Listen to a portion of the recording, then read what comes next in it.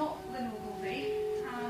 Lynn's up at the back, and I'm just really standing in for her. I'm Alison Demarco. And I'm just going to run through a few points with you very briefly. And the first things I have to do are the boring things, and I'll probably forget half of them. But I think fire exit there, and I believe we only have one toilet, which is down the stairs to your right, first leg. And I don't think I'll make any other comments about it. I'm sure quite a lot of you have been. So that means, yeah. New information. Yeah, new. Through those doors, there's two quite respectable loos. Well done. Yes. You can't actually get to them. They're downstairs and upstairs because the doors are locked. Okay. But they're okay. But they're okay. So we can go through those doors? Yeah, there's Is that okay, Lynn? two, one on the right, one on the left. Yeah. It is. The other thing is there is an evaluation form in your pack, which we'd really appreciate if you could fill out by the end of the evening, and perhaps leave up here, or somewhere we'll find a space for you to leave them. We're going to have a lunch at 11:30. There's teas and coffees up there, and it's help yourself. This is your day. And is there any other information that I've missed? I'm not very good at the list of information. Has anyone got any questions or need anything right at this moment? No. Okay. So on to welcoming our two speakers today, and just a very brief description from myself of how I came to be in touch with certainly Harry Oldfield and Dr. Nichol Clarke, who actually, Dr. Nichol Clarke is my cousin. And I met him after not seeing him for quite some time, because he lives in England, at a conference in Reading, which was put together by an organisation, and it was based on light. And there's many speakers there from all over the world. And this is where Nichol and I got back together and realised that we were basically looking at the same subject and that we had a lot in common. And with Harry Oldfield, I met Harry through a wonderful lady who some of you may know or knew, Dr. Muriel Mackay, who died now about 3 years ago, and who's an absolutely amazing lady. And if I began to speak to her about her, I'd be here all day. So suffice to say, she was a naturopath, a doctor, and she was an inspiration to me. And 10 years ago, I was diagnosed with breast cancer, and she insisted that I met with Harry Oldfield. And I have to say, it changed my life, it turned my life around, and it also, with Harry's techniques and his kind and caring way, I took charge of my own health, and now I'm here today. That was 10 years ago. When the doctors wanted to give me a certain amount of chemotherapy, ovaries out, blah, blah, blah, I went down a natural route. And although I did take some medical systems, I also went down Harry's route of electrocrystal therapy and nutrition and different other things, and also looking at the emotions. So this is how I came in touch with Harry. And it was my dream, and it has been my dream for 10 years, to bring Harry here and to share his work with people who were interested of like minds. And his work, I believe, is medicine of the future. I had certain things I was going to say to you about Harry's work and about introducing Harry, but Harry brought his PIP scan, which you're going to see videos of, etc., and you'll have an explanation of it. But I actually saw it working yesterday, because I now have it out at my clinic in Auchinleck. And I'm almost rendered speechless with what we were doing yesterday. It was incredible, and not only that, we captured it on video. I had a person there who Harry, we took the video of, and Harry's much more apt at going to explain to you this whole system, but it was phenomenal how we could see the chakras, the living energy of the people that we actually saw yesterday, and actually find out what was truly going on for them on a physical, emotional, and spiritual level. The thing that impressed me the most was I had this enormous crystal that has been with me for many, many years, huge amethyst. And when Harry arrived, usually Harry, when he's meeting with people, the people who are training with him can't wait to get their hands on living subjects. But I couldn't wait to see the aura, the energy around this crystal. And we did. We videoed this crystal, and it was phenomenal. I've never seen anything in my life like it. And as we videoed it, from when I moved into the crystal with my hand, white light came pouring down. But what was more impressive to me was that the crystal changed its colours that it was emanating, from the oranges and the greens to white. And the crystal, the white light came up from the crystal to meet the white light from my hand coming down. It was absolute. And the whole thing, the whole video then, or the whole screen, blasted with this white light. And it was absolutely phenomenal experience. And we repeated it, and we repeated it. But we had other people come in, and nobody seemed to produce the white light. Your crystal house? Because, yeah, I think it was my crystal. And it was really phenomenal, this equipment. So I do believe that this light medicine is medicine of the future. And I look forward to Dr. Nichol Clarke telling us about how he uses it, and later on Harry Oldfield in his pioneering work into light and colour. So I know you will enjoy your day, and I hand you over now to Dr. Nichol Clarke.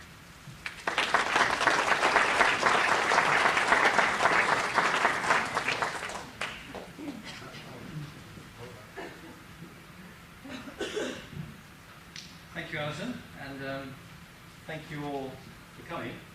You've done extremely well to find this room. It took us a while.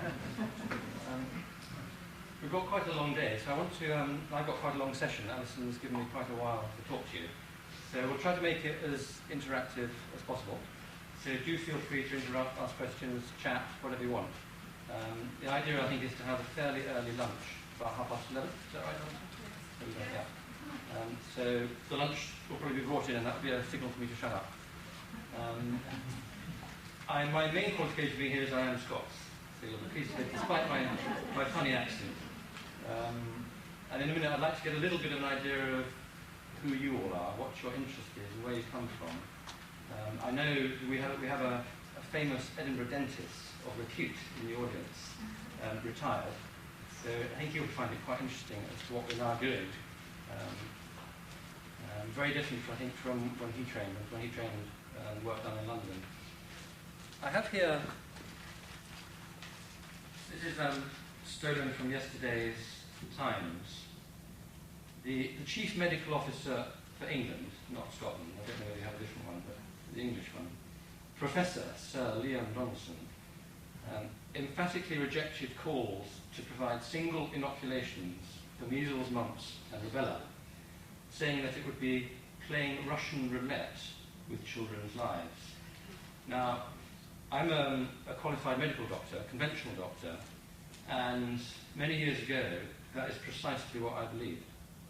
And I used to, after a while, I started to think that the main benefits of conventional medicine, which were just, you could not argue with them, were antibiotics and vaccinations. 20-odd years later, I've got quite a large family, a couple of additions very recently. So it's very, very real to me now, is this whole business of the MMR. And I don't know whether you've been following it, but it's for me, it's actually the other way around.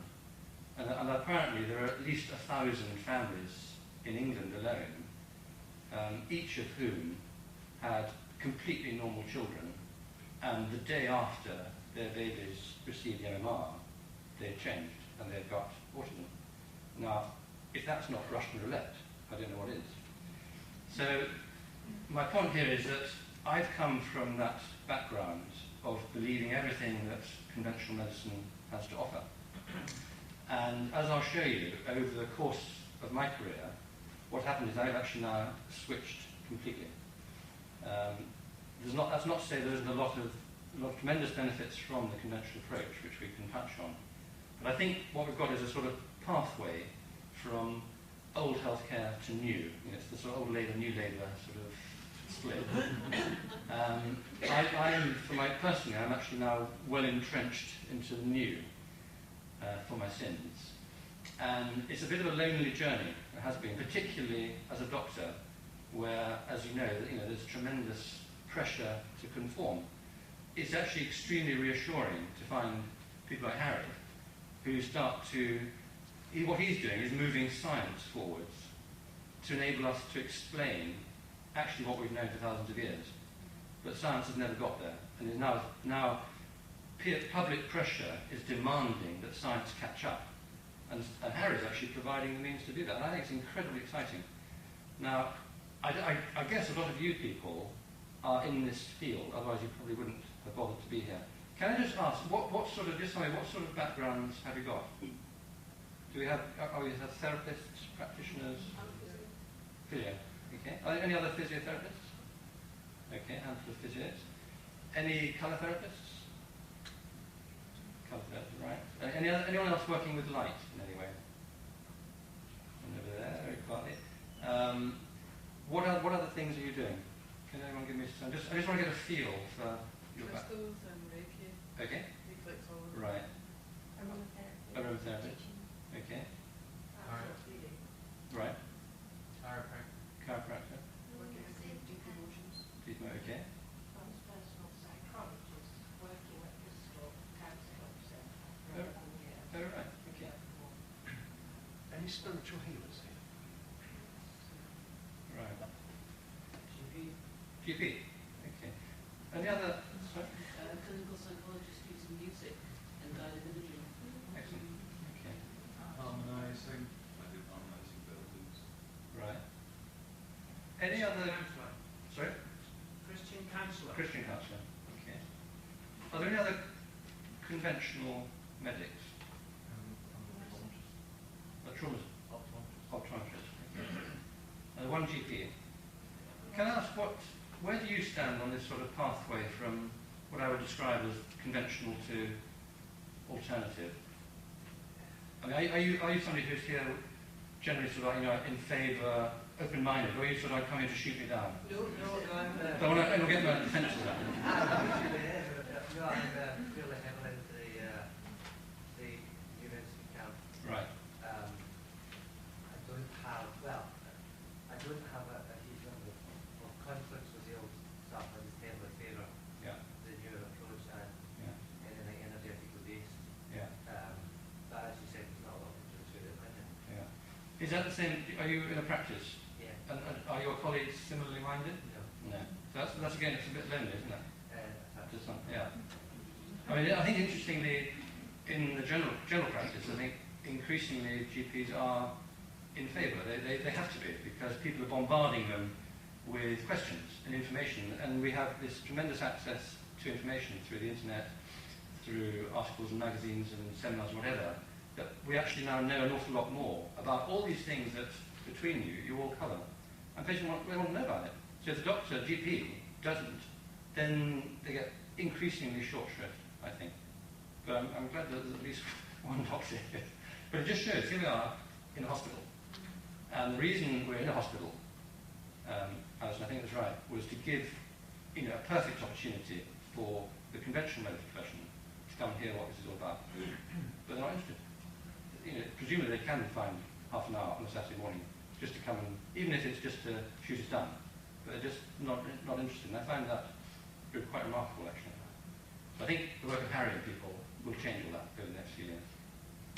What I'm going to do, we've got sort of about an hour and a half, I think, is to just give you a bit of my background, so where I've come from, where I'm going, and in the context of that, my own thoughts on medicine, on healthcare, to show you how that has led me to developing what we call Helionie therapy, which I would imagine none of you have ever heard of.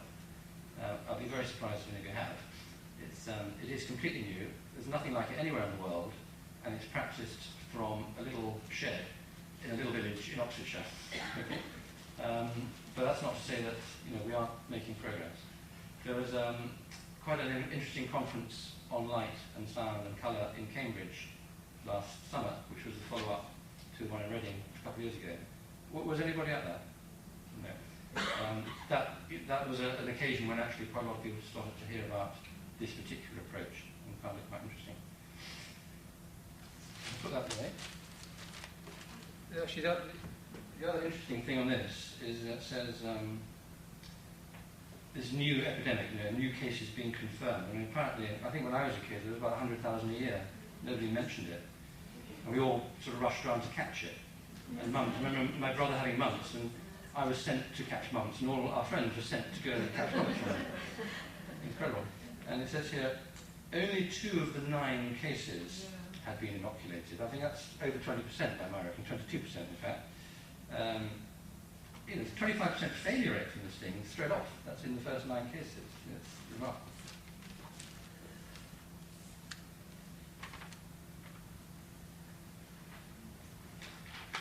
Where I started life was as a conventional doctor, as I said, and I trained at a major teaching hospital in London, St Thomas's.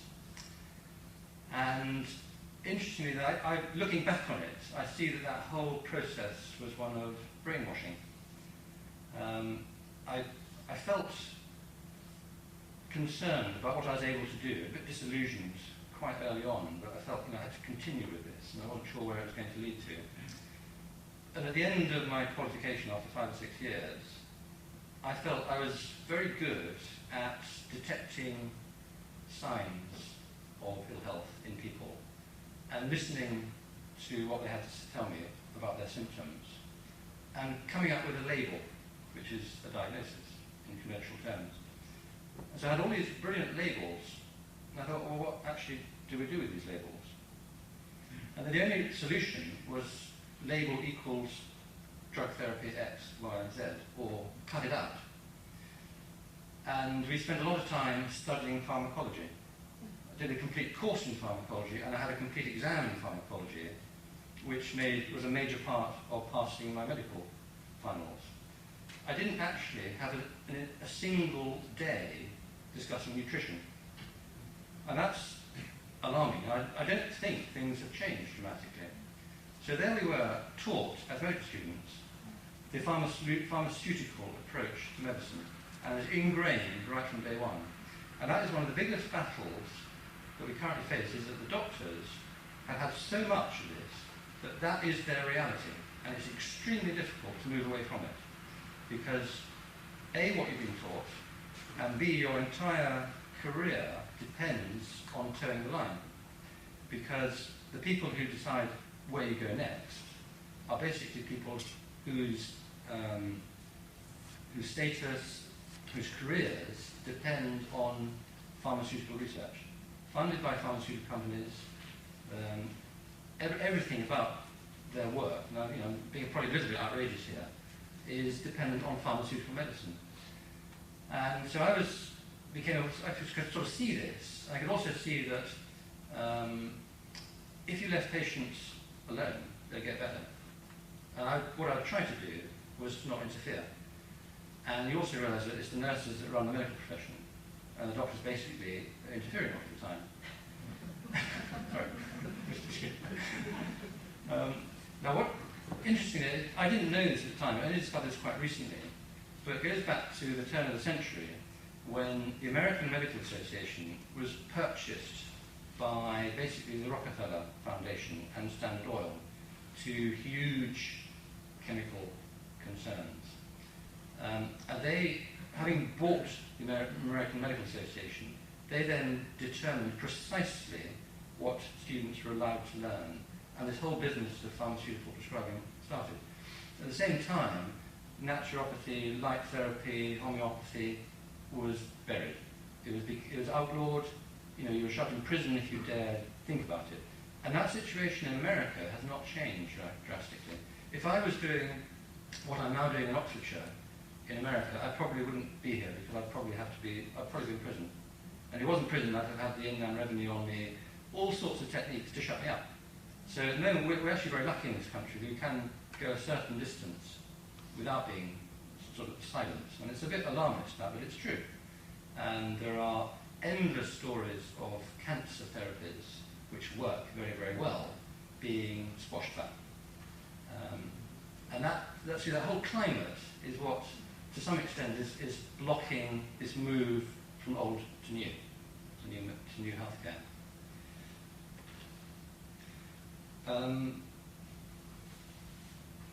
The other thing which I think is fundamental to this is that there's an underlying philosophy to healthcare, to medicine, and it's based on what we call Newtonian Physics. Now, this goes back to Isaac Newton in the late 17th century, and basically what that physics says is that the universe is a machine. We are all independent individual units, separate from the world out there. If there's something wrong with the machine, it's like a clock, find the part that's faulty, replace it, and the machine will work perfectly. So the machine, the whole, equals the sum of the parts. And there's even an advert on, I think it's on Classic FM at the moment, and this guy is in the background saying, yes, well, we know that the whole is the sum of the parts. And I want to write to him and say, the whole is not the sum of the parts. The whole is actually more than the sum of the parts. So you have this philosophy in which medicine is still entrenched. Every other science has moved on, because there is a new physics, which has been around for about 100 years, called quantum physics. And as soon as quantum physics is taught and understood in medical schools and generally in the healthcare professions, then it gives a very firm basis for understanding the sorts of things I think that Harry will be telling us about later. We then have an incredibly powerful pharmaceutical industry. And actually, my career went from being a doctor in the NHS to working in the pharmaceutical industry. I don't know why I did it. I thought, just by chance, the right job came up at the right time. They paid me lots of money. And I did, for a while, I was doing what I thought was very important work in tropical medicine, setting up studies in Africa and the Middle East, which I thought were really going to make a difference. Then I discovered that actually, I was a bit naive, I was sort of late 20s, that the profit motive was rather more powerful. And even with a very reputable company, at the end of the day, what they were selling was absolutely irrelevant. They could just as well have been selling washing powder in terms of their morals and ethics. And I was a bit shocked by this, and ended up having these battles day in, day out. I'd go to work, and I'd fight, and I'd fight, and I'd fight. And eventually, and then I think in this corporation I was in, there were about 70 or 80 other doctors spread across the world, and I realised I was the only one who was going to stick up for himself. So they got a bit fed up with me, and I thought, I can't have this any longer. And eventually I left, which is probably the wrong thing to do, but they sort of forced me out. And that's part of the whole sort of process. And I've done various things since then, and ended up back firmly, as I said before, in the new arena.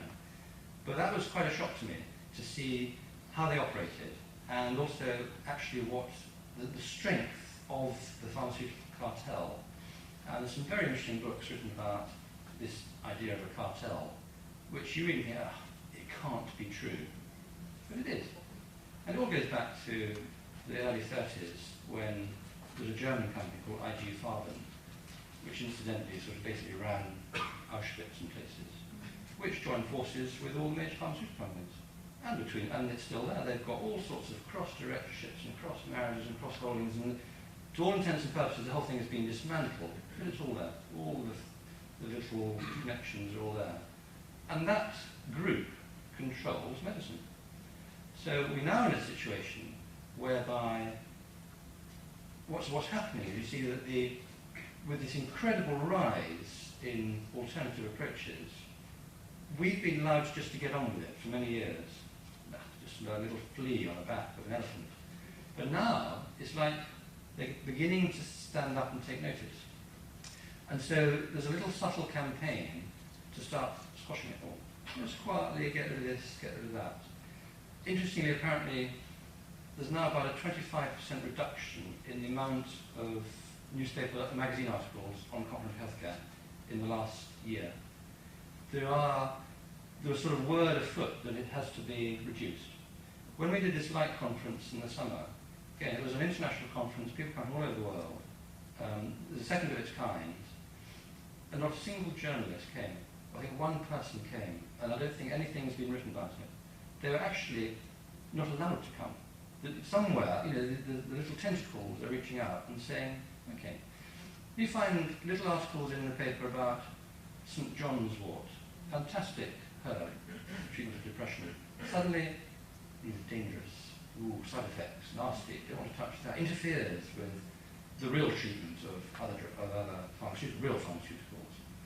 Vitamin C, known to be fantastic treatment for cancer, high dose vitamin C, suddenly dangerous, could be nasty side effects. Don't want to rush into this. And you see, this is the sort of climate that is around us.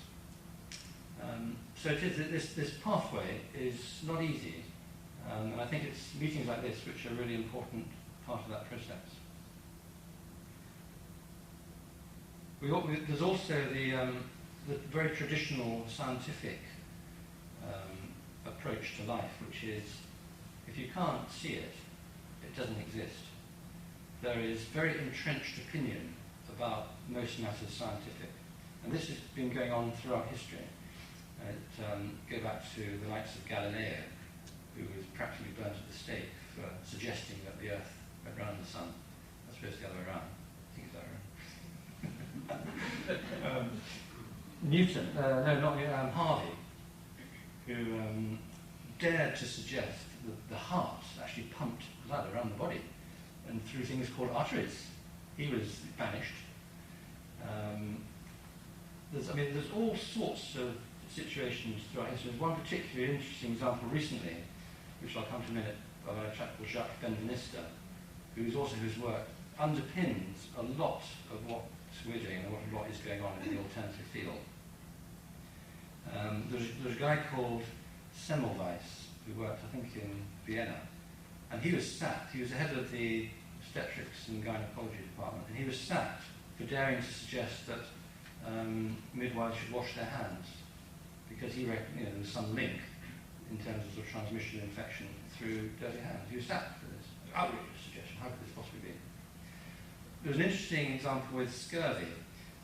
Between, I think, 1600 and 1800, over 1 million British sailors died of scurvy.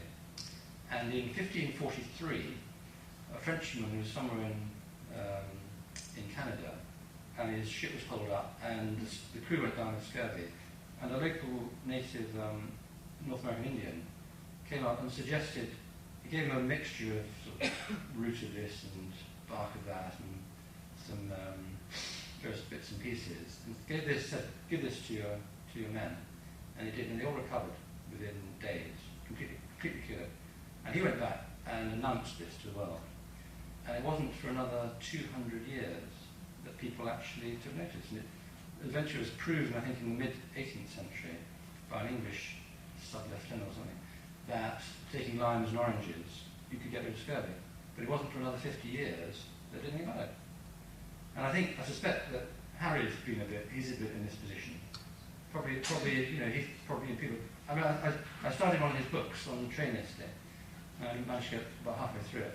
And even then I saw there were mutterings that, Harry had been doing this, been doing that, and he worked in a hospital, and everyone loved him. And then suddenly Harry dared to suggest X, and suddenly everybody didn't like him anymore, and Harry was sort of shut out. So he'll probably tell us more about that.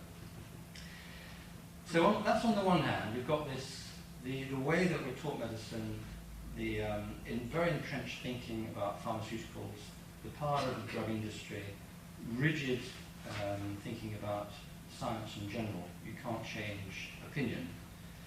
And we've got, to much extent, a suppression of a lot of the natural therapies still going on, less so in this country.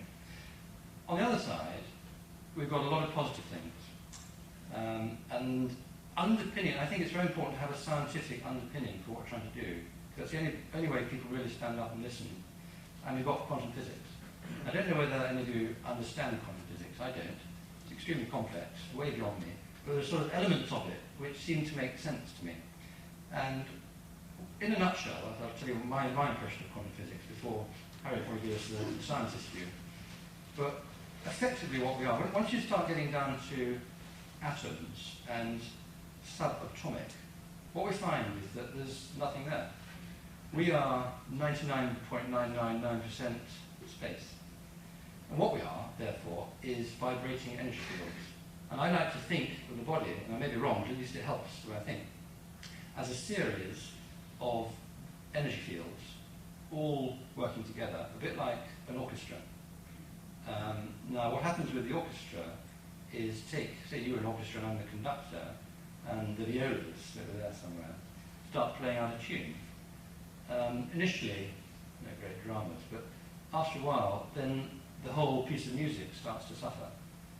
But if we could retune the viola section and start re-establishing a harmony, then we have health. And that's something of my model on a quantum basis of what's going on in the human body. So either these complex energy fields all mixed together to produce a whole. And what we find is that once you start examining matter, what we are is nothing more than frozen light energy. Then there are other elements to quantum physics which says that if you take two electrons, two little tiny charged particles, and banish them both to opposite ends of the universe, whatever you do to one instantaneously affects the other. Now, there's nothing in conventional Newtonian physics that can explain that, but it's been proven over and over again, and this is a fundamental something called non-locality, that you get this interaction. And that therefore has to be due to some other force, probably some other, some sort of field where with wave motion you can get this instantaneous effect. But what it means is we're actually all joined together. We're all linked. We're all sort of one, if you like. I don't want to start getting too religious about this, but it's a bit, it's fairly awe-inspiring when one starts to take that viewpoint. That also starts to explain all sorts of phenomena about distant viewing, remote healing, radionics. Are there any radionics practitioners? Yeah, Eugene. These are things that for a long time have been absolutely no-nos. Radionics, people can start, we can understand homeopathy of beers and acupuncture, but give me radionics and I'm going to go and take you and shoot you outside, because that's not allowed, can't happen. And in fact, somebody in our local church came up to me the other day, she's an MS sufferer, probably late 60s, and she knew a little bit about what I was doing. She said, Nichol, tell me, this friend of mine suggested I might try reflexology. Would that be all right, from a Christian viewpoint? It's a very interesting subject. That it's part of this sort of whole brainwashing process. In a Christian terms, as said, we could have some discussion later on it. But alternative therapy is witchcraft, and it's because it's witchcraft because we don't have the science to support it. But now we're getting a science behind it, thanks to people like Harry. Hopefully, we can remove these sort of elements of it and move forwards. Christ himself was accused of that kind of practice by the Pharisees and Sadducees of his day when he performed his miracles. Yeah. History repeats It itself. does. Yeah.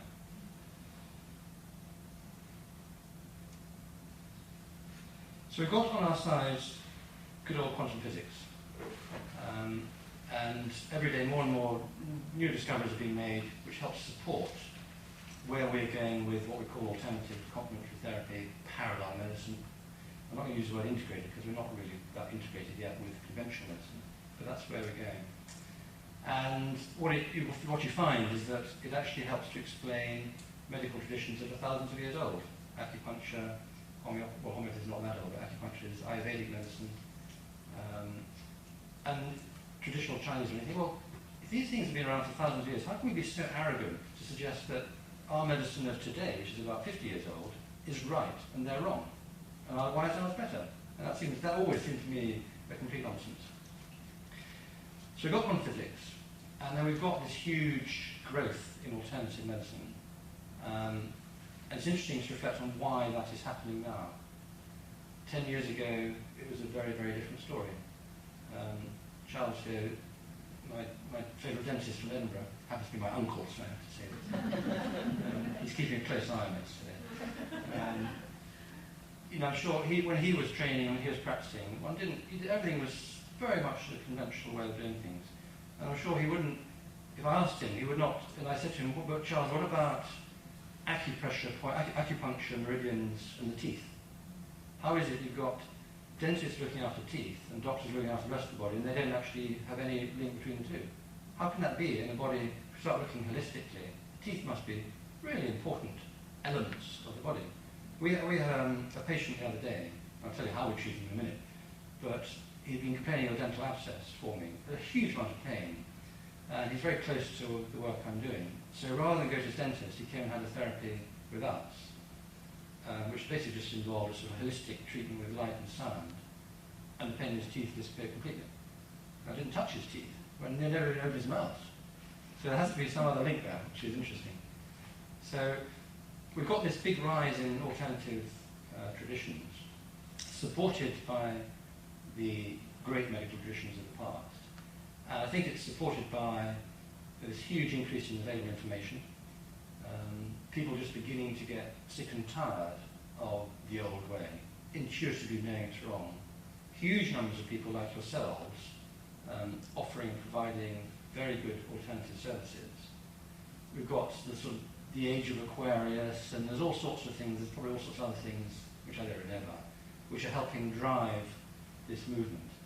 And I hope it's going to be, it's a sort of non-stop train. I think the bandwagon is rolling, and there's going to be, I think there'll be major changes in the next 10 years in the way we deliver healthcare. And I think we'll look back in 25 years' time on what we did in the 80s and 90s. How on earth could we be so naive to think that that was the way the world worked? Embarrassingly so. I'm sure that's not very, I think in our lifetime that these sort of changes are happening. One of the other things that always struck me was this idea of we are beings of frozen light, and that, in fact, it's an old, the Eastern spiritual traditions tell us this, they have done for thousands of years, that we're beings of frozen light, and that the universe is held together by sound. Now, I never understood that at all. What has been held together by sound? And you go to the Bible, in John's Gospel, right at the beginning, in the Word was the beginning, the Word was with God, and the Word was God. And hang on, is this something to do with sound, the logos? Very, very fundamental approach. And then I came across quite recently the work of a Swiss chap called Helionie, who you probably may well all have heard of, who was doing some remarkable work back in the 50s, I think. Well, it shows it takes that long to sort of seep through. And this, for me, explained why the universe is held together by sound. So what I'll do now is I'm just going to show you a 5-minute video clip to give you a break from me talking, and then just to show you why the universe is held together by sound.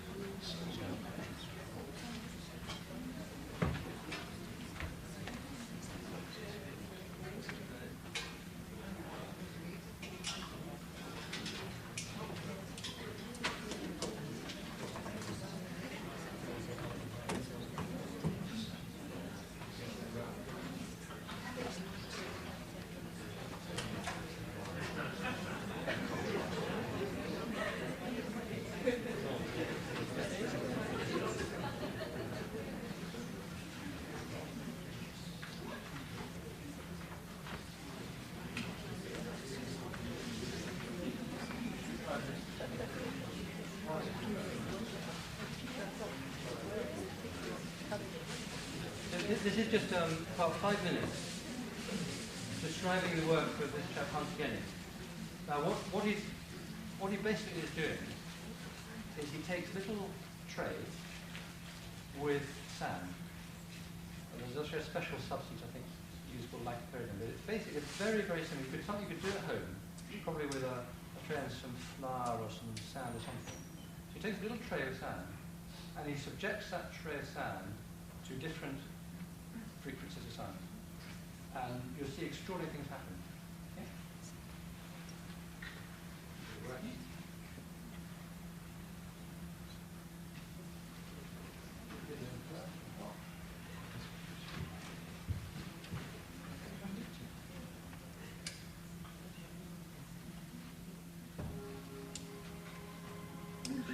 world, you and I, defining it in space and time, so that we may know its workings as a symphony of life, our joyous celebration of the silence through which creation may emerge.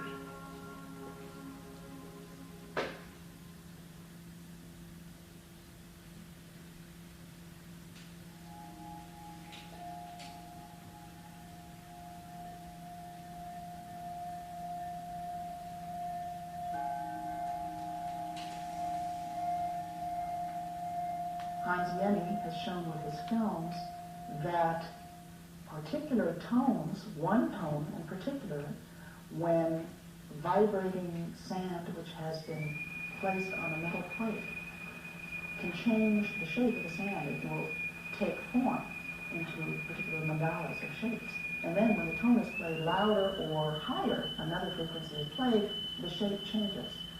Now, if this happens with matter as simple as sand and powders, what's happening to us at the molecular level when a single tone is played with the body? That the drone or the single tone, when directed toward a specific place in the body, can change the structure within the tissue, within the molecules. What you see with the work of Helionie is you see sound transforming heaps and piles and films of inanimate matter, materials of various forms and consistencies, just by the introduction of sound, taking on, in a process of gradual differentiation, all the patterns and forms that we see around us in nature, as if it's like a model of the creation through sound. Many traditions have this understanding that the world as we know it comes into being and is sustained in its beingness through sound, whether it's the Om in the Hindu tradition, or the word, or the Logos in the Western tradition. There are these expressions. First there was the Word, and the Word was made into flesh, or hallowed be thy name. Everywhere you find these references, not just in the ancient Vedic traditions, all over in all the traditions of the world. You have this idea that the very first anything is a sonorous event which brings about the transformation of spirit into matter. You think of this huge ocean of silence interacting with itself. When the silence is broken, what else could you get but sound? And that sound then manifests as the whole. So that's the cosmic hum, or the cosmic explosion, or the Big Bang, as you call it.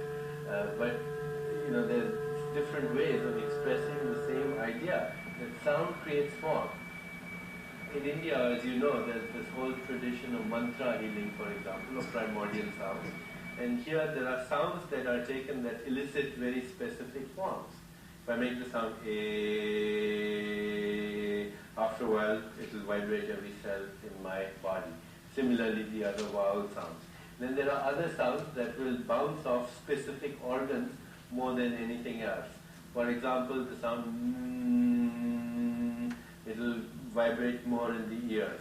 The sound ka, ga, ha will vibrate here more than anything anywhere else. The sound ha will vibrate more in the stomach.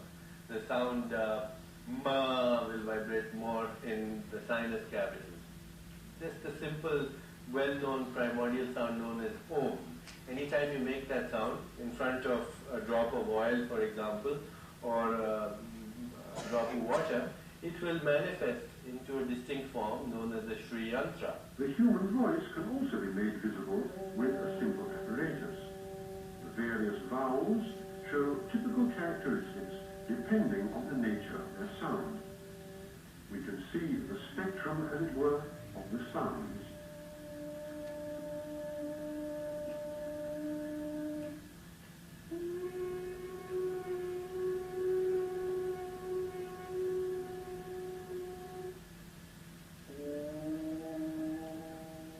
If you impose vibrations on plates of sand and so on, you get patterns of form appearing.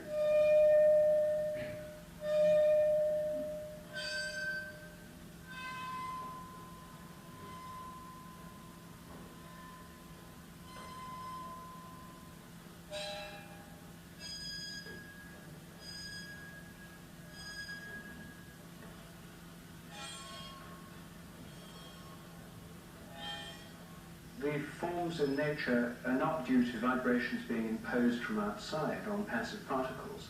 They're owing to the whole vibratory structure of activity which makes up the particle itself. Atoms are vibratory structures of activity. Molecules are vibratory structures of activity. Crystals are. Now, in the case of a living organism, the whole thing is a complex rhythmic structural pattern of activity. In our own case, we know, for example, we have daily cycles of activity, slow rhythms. Women have monthly cycles. We have the breathing cycles, the heartbeat cycles, shorter cycles. We have then more rapid cycles of activity in the brain revealed by electroencephalographs and so on. And then within our cells we have biochemical cycles, many of them per second. And then within those biochemical cycles, vibratory patterns in the proteins, very fast vibrations there, and then the vibrations within the atoms inside those. So there's a nested hierarchy of vibrations within vibrations. At every level, there's a structure of activity which is vibratory or rhythmic.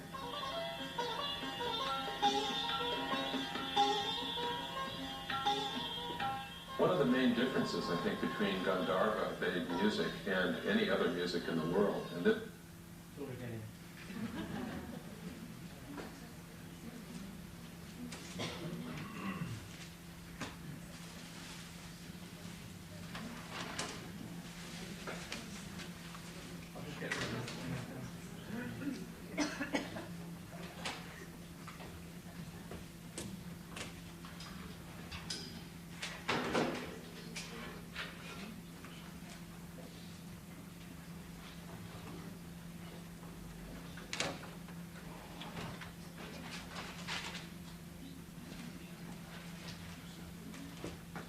pop the lights back on. Alison?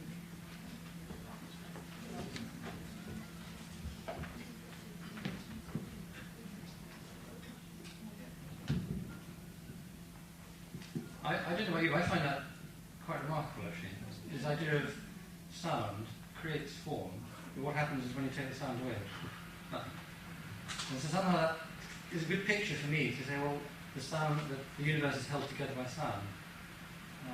Makes it a bit more real. So for me then, having gone through this sort of medical training and sort of gradually become more aware of really what that was all about, the influence of pharmaceutical medicine, the approach to science to do in respect to anything new, starting to understand a bit about quantum physics, seeing the rise in alternative medicine, etc., understanding these sort of issues has led me over the last, in fact about 3 or 4 years ago, to light.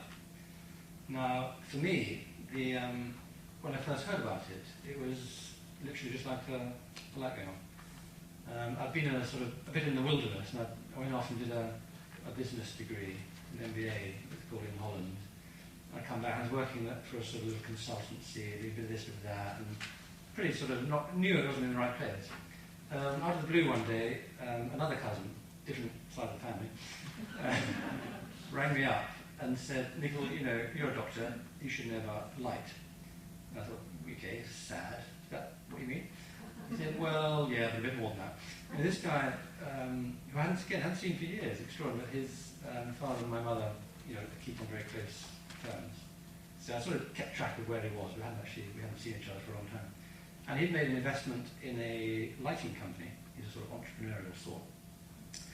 And this lighting company had some completely new technology for putting light into these sorts of rooms. Now, the lighting here is absolutely diabolical, and you know, in about an hour's time, you're going to feel knackered, and poor old Harry's going to have to wake you up or something. They formed a special type of light using what called a polarizing filter and some other technology to give polarized light into these sorts of spaces. And they're putting it into offices and schools and goodness knows what. And what they found, anecdotally, was that people were happier, people were healthier, companies were more productive. Generally, this was really good news. And in one, I think some council offices somewhere down in Newbury, there was this big long room, and they actually, typical council, they put the light in one end and not the other. And prior to this, you know, people would just sort of mill around during sort of break times and coffee times across the whole length of this hall. But once this lighting was in, they all, without exception, congregated under the light. And they weren't really aware of why it was happening. Anyway, this company, and Alistair, my cousin, had come across at a lighting fair some work by a Hungarian physicist. This little leaflet, like one of these, all in Hungarian, no phone numbers, nothing, but it's something about it, so this is to do with light, polarized light. So they tracked her down and met her and thought, this is interesting, but we don't understand what the hell she's talking about. So that's where I was contacted. And as soon as they mentioned this sort of light, I thought, yes, it's sort of everything slots into place. So I was completely bitten instantly. Went off to Budapest to see this physicist, a remarkable lady called Marta Fennia. And back in the early 80s, she'd been working with laser, and sort of the father of laser technology. So most of the amazing sort of light inventions and things have come out of Hungary. And she thought, what is it about laser light that does these remarkable things? And she analysed it and came up with the fact that it was polarised. And various other sort of technical bits and pieces. But basically, right, what if I create polarised light? Will that do anything good? So she did all sorts of experiments, very basic experiments, made herself a little polarised lamp. And all it is basically a light bulb with a polarising filter. Now, often you will wear polarising filters in the summer, in sunglasses. So nothing very clever about it. But what it means physically, in fact, the sunlight, light from the sun, is actually polarised by the Earth's atmosphere. Then that polarisation gets messed around by weather conditions, by all sorts of things. And what it actually is happening is that if you imagine light is made up of photons, tiny, tiny particles, and they're all vibrating in every different plane. And all that polarisation does, it's like you have a little slit, can't remember, and you shine the light through it, then only the molecule, the photons vibrating up and down, will go through. So they are vertically plane polarised. Now, if you on a very nice bright blue spring morning, you go outside, birds are singing, fresh, you think, wow, I feel good. It's an instant effect of highly polarised light. You get highly polarised light at the sea and up in mountains, places where you just, for some reason, you feel good. So there's a link between polarised light and our state of well-being. I was actually gripped by this, and we looked at a lot of her research, and she'd been treating a large number of people with her lamp, people with burns, horrendous leg ulcers, wounds, you name it, and was healing them. She was healing leg ulcers in 3 weeks. Leg ulcers cost the NHS, I don't know, about 600 million a year. People basically have them for 20 years. They don't actually really heal. You give them this dressing and that dressing and this antibiotic and that, and they don't work. Polarised light, 3 weeks, end of ulcer. Well, this must be something worth shouting about. This is 1982. I went to see her in 1998, and I don't think anyone in this country knew anything about it. That's how long it takes. She'd also done some work with animals. She had treated dogs with cancer, got them better, cured the cancers. She had treated sewage and done some extraordinary things with sewage because it was basically a biological reaction. It's all part of what's called biostimulation. And I asked her, why, how on earth did she get into sort of treating dogs? Here she was as a physicist, a biophysicist treating humans. And she looked and said, well, that's all I can tell you because my husband's not here. Well, there was this bet. That's how science, makes great strides onwards. Anyway, so we took over this and thought, okay, polarised light, can we do something with this? And the original plan was to develop a series of devices or something based on this technology for polarizing light in rooms. And I imagined, I had this in my mind, a polarium where you can lie under polarized light, nice music, nice colours and sound, and come out, a completely different person 20 minutes later, which would probably work. And we're actually looking at that sort of thing.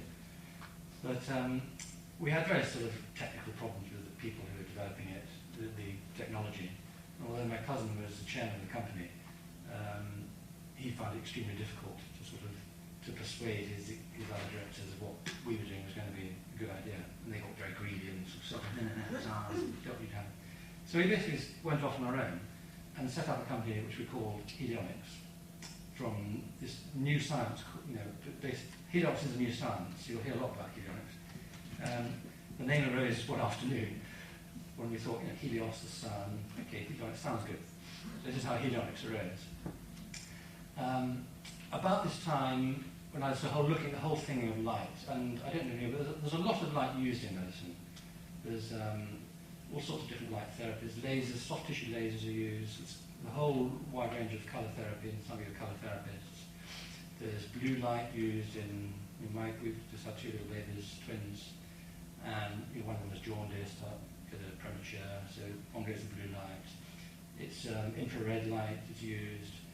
And so people are actually using light, but sort of not really emitting it. There's a whole treatment of cancer called photodynamic therapy, which people say, well, that's using light. In some ways, it's actually not. It's actually a pharmaceutical therapy, because what happens is you take pretty powerful chemotherapy agents, chemotherapeutic agents. These are absorbed selectively by tumour cells. You then shine a light, and the light then activates the product to actually destroy the tumour. So actually the light is merely an activating agent, it's not actually doing the curing.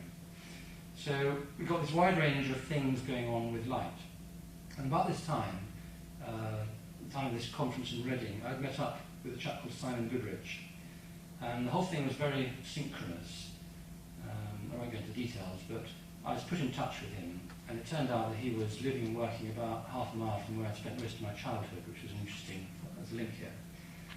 And he was a monk of sorts. He says I'm not a monk, but he was he was working in a little monastic order, Order of the Cowrie Fathers, which is one of the oldest Anglican monastic traditions. And this little centre had been set up in Haywards Heath, I think about 30 years ago, primarily to look at what sort of overlap there could be between Eastern spiritual traditions, or yogic teachings, and Christianity. So a lot of their work, although they're an Anglican order, was immersed in yoga and all of the whole Eastern spiritual background. Now, Simon, who's about my age, very young, been working there for a while, and he was guided, and I can say that here, I couldn't say that with a group of doctors, he was guided towards developing some technologies and for treating people, and they were basically using light and sound. And I went to see him in Haywards Heath. We met up, we became quite friendly, and I started sending him various patients, because people had heard a bit about what we were doing and saying, well, can you treat cancer, can you do this? I can't possibly begin to say I can do that, and I don't have the equipment to do it with. So I put them in touch with people who I thought might be helpful, and Simon was one of them.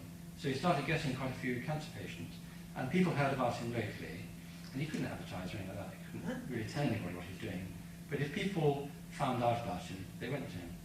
And he was getting some of the most extraordinary results with the treatment that he was using. He had one chap who was down for a liver transplant, and this guy, about 3 or 4 days before he was due to come to King's Hospital in London for a transplant, in desperation went to Simon, and he treated him.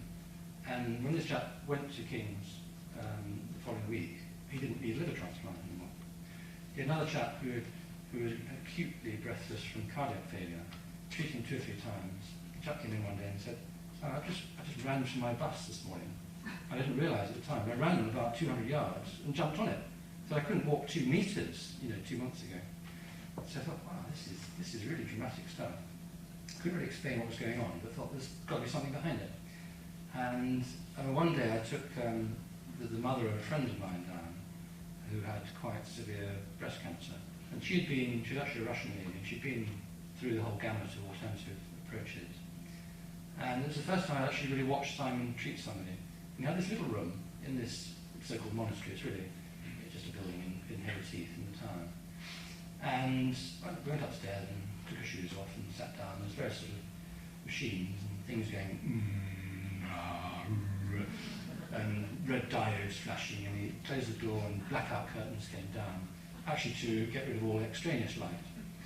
And then he had the patient lying on the floor. He had all these sort of buzzings and things going on. And I'd had this very clear view of my mind that at any minute, the door was going to be knocked down and people would rush in, and we'd all be taken off and burnt at the stake. I generally felt this is, you know, we're dealing with here with sort of medieval sort of, you know, awful. Anyway, the monastic order that Simon was working with eventually got closed down because the elders sort of used to come round every once a year and start to see icons on the wall, things which were Eastern looking, and didn't like this at all. And he had a sort of meditation room with a great big fat sort of Buddha in it. So can't be doing this, you know. Anyway, so it was time to move on, and Simon was sort of homeless, so I suggested he come up to where we were living and working in Oxfordshire, and then we tried to develop what he'd started with, and see where it went. So that's really where Helionie was born. First of all, we had the company we set up to develop light therapies based on polarized light, and then we moved towards this. And in between, we've done some quite interesting things with water, whereby we thought that water could be a carrier of energetic information. I won't go into details of that, but we got some really extraordinary results after developing our own technologies for doing just this, to take the energy from light, put it into water, and treat something with that water, and we got amazing results. So, Helionie therapy was born, and what we've done is, actually where I live in Oxfordshire, there was an old sort of garden shed, which was actually quite a reasonable size. So we thought, what we'd do is we'd knock it down and put another one up overnight, and then the neighbours wouldn't notice the difference, and the planners therefore wouldn't come around. So we knocked it down, and it took a bit longer than expected to put a new one up, about 6 months actually. And when it went up, it was a bit bigger, and, so the neighbours got a bit upset, and the planning officers came around, and we had to get planning permission, but everything was fine. Anyway, so we put this little building together, and it had to be purpose built because we were dealing with electromagnetic fields, and what happened was that we couldn't have, therefore, any metal interfering with the electromagnetic field. And the electromagnetic field is created by a very complex copper circuit. So we had this room, about 5 meters by 5 meters, and it's a little hall and a shower and a waiting area. The main room, the main treatment room, about 25 square meters, and surrounding it there is this extraordinary configuration of copper.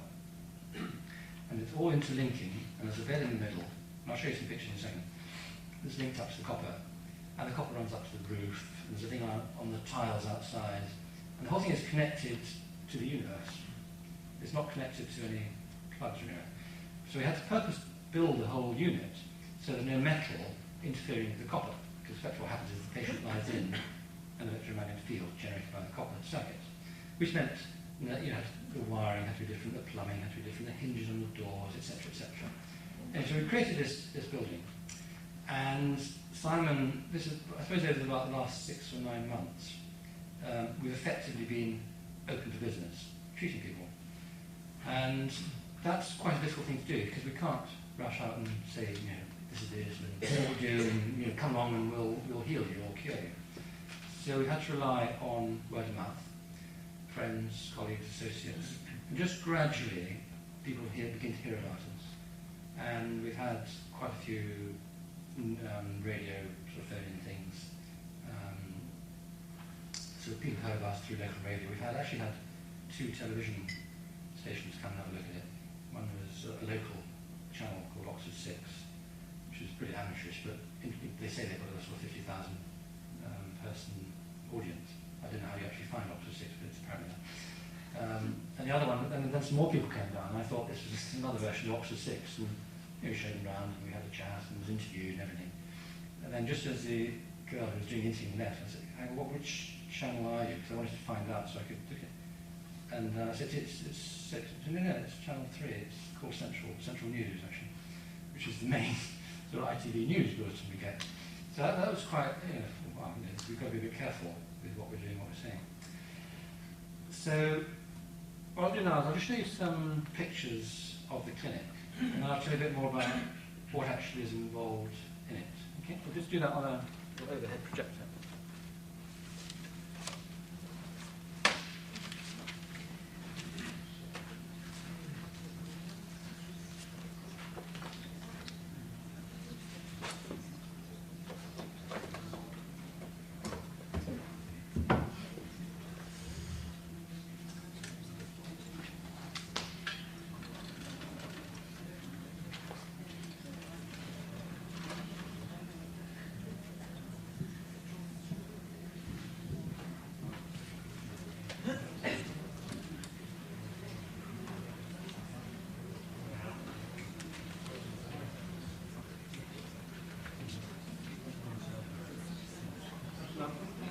apologise for the quality of these, but what I've normally done is, when I've shown you before, is put them through a computer presentation so you get the very clear resolution.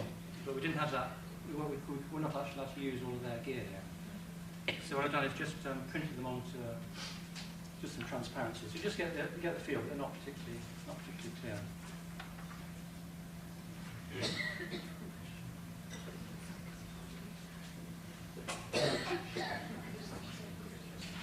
Can you all see that? This is this is our little shed, basically in the garden. Purpose built, just to give you a feel for what it all is.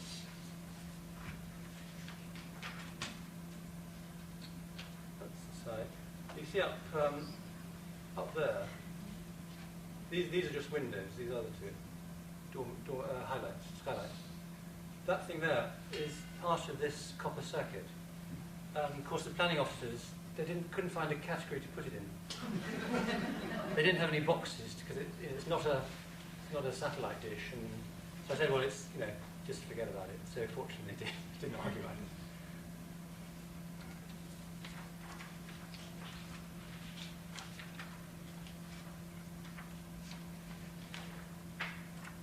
Now, the way it works, this is Simon.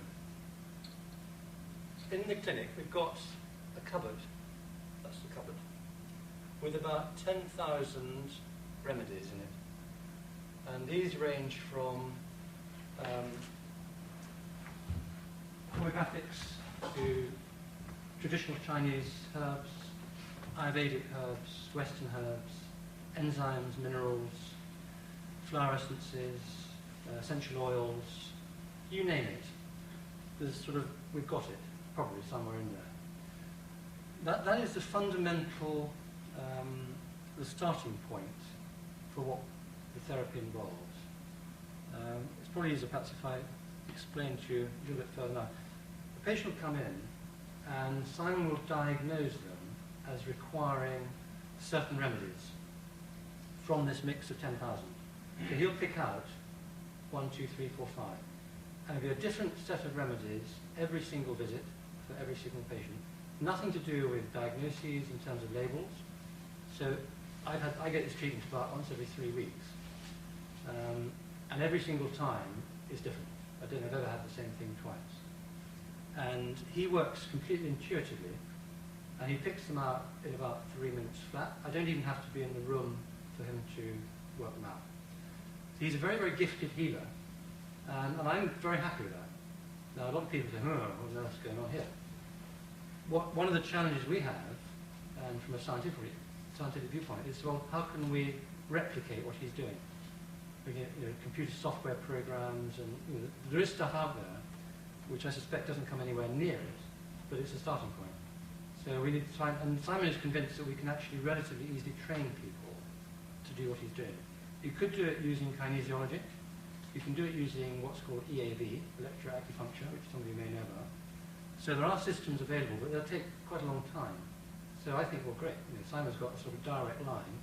Let him do it in the space of a few minutes, and we'll take it from there. We can work out later what's going on. He actually, over the years, has tested his approach with various mechanical approaches. And there's a chap in Poole who's a real pioneer in energy medicine, a chap called Tony Scott Morley, and who's been working with this for 25 years. He's got all the latest gear and gizmos. A lot of it comes from Russia. And he'll take 4 or 5 hours to come up with a diagnosis. And Simon's been down a number of times and tested his diagnosis against the machinery, and there's always an absolute direct match. So they're obviously working on similar wavelengths. So Simon will select a group of remedies.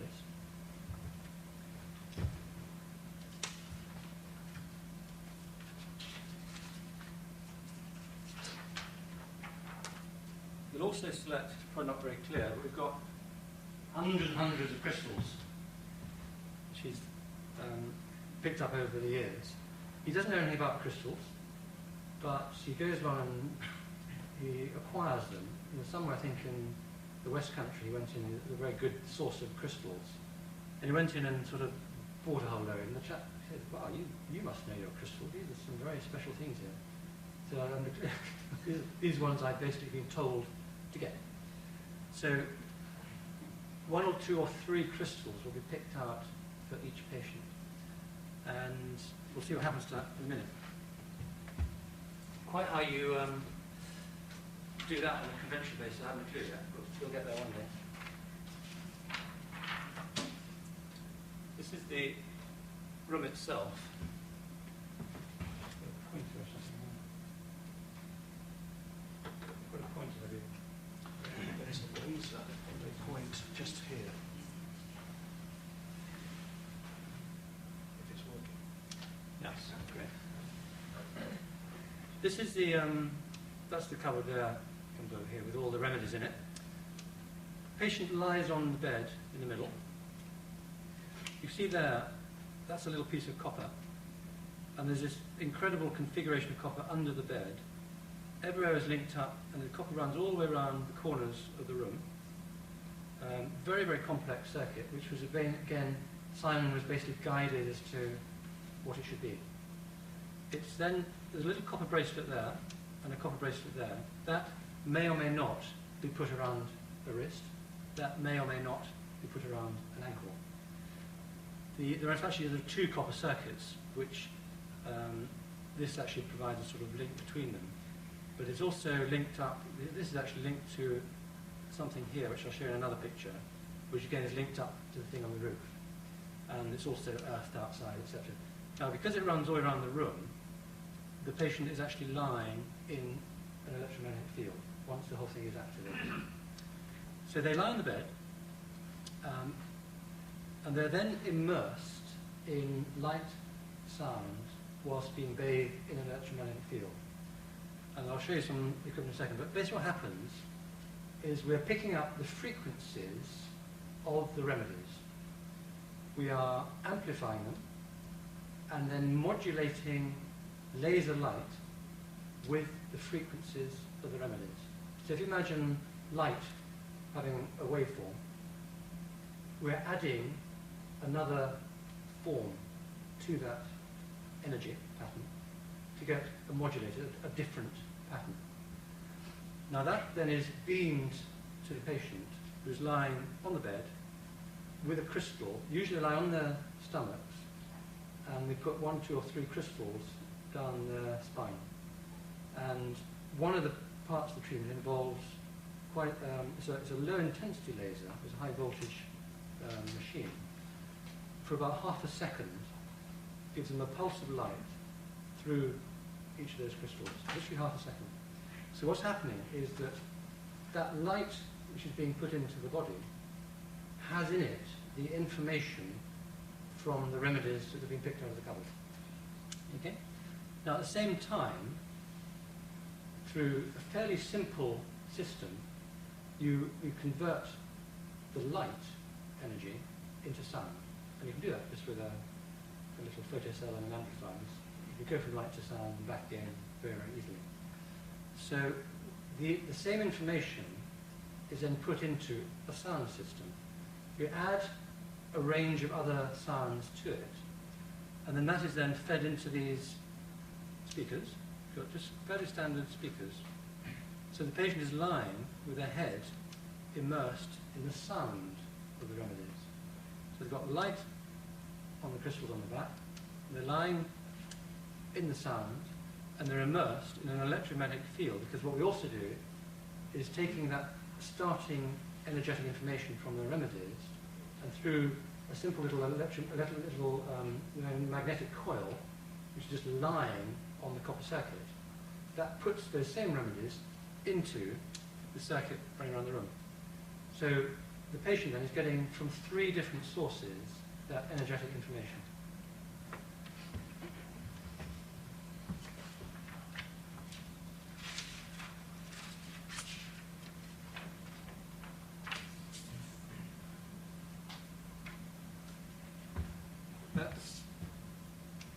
That's basically just a crystal being put on the back. And in fact it looks a bit like, see with the red laser, this light, it looks a bit like that during the treatment. For about half a second it's just a red light there, like that, just one off. and that'd be part of the treatment. There's also a number of other little bits and pieces. This is a special xenon flash lamp, which Simon has, we basically made it up from a standard lamp. It's got various magnets in it to intensify the light beam. And just underneath it, you can't really see that, we put colour gel filters, just thin pieces of just plastic film, like these overheads. And I've got about 200 different colours. So the patient also gets then the coloured light through this. There's another device that we put over the back after we've done the laser bit. Just for a few seconds, they get sort of drenched in colour through a very powerful lamp. One of the dangers of this sort of light, and in that cupboard where all the remedies are, it's got double doors on it, and the inner doors are lined with black silk. And that has to be closed at all times, because one or two flashes from this would wipe out all the remedies, all that energetic information.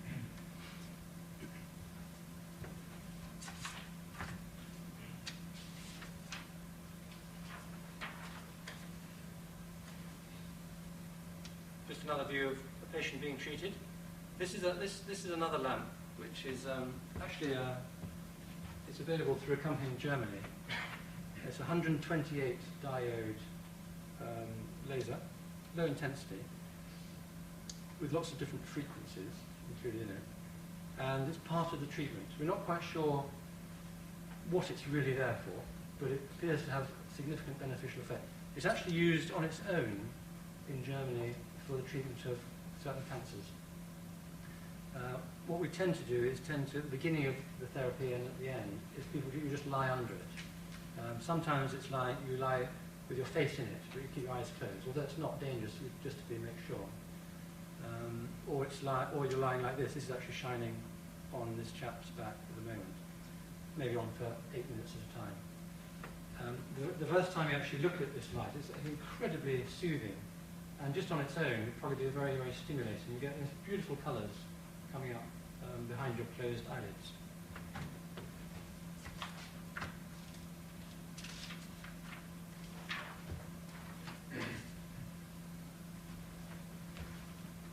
This is what we call the cannon. So this is sort of the main bits of equipment, and the remedies are put into a device called a honeycomb, which you may have come across. It's a really little metallic bowl with little holes in it. You can put the vials into. That's basically picking up subtle energy or some sort of energetic information. It gets fed through a special amplifier, and this has been specially built in Germany, specifically for the clinic, and it's the only one of its kind anywhere. It gets fed through the signal. You've basically got then a signal coming out of this into this thing called a laser box. Again, it's a fairly standard piece of equipment. And what that does is just splits the signal and drives this laser, this cannon. And so you get this little very thin laser beam coming out onto the patient for about half a second or so. And various other bits and pieces here which are converting the light energy into, this is all basically a big sound system on here. That's a special polarizing light. Other bits and pieces, I can't tell you too much about it because we're still looking at patenting it all and you can't declare too much of it at this stage.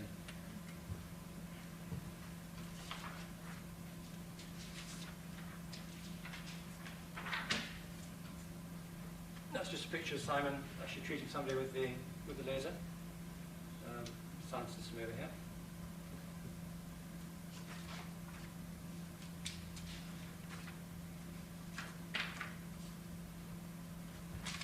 That's with the same patient, and you can actually see that is actually the laser on the crystal.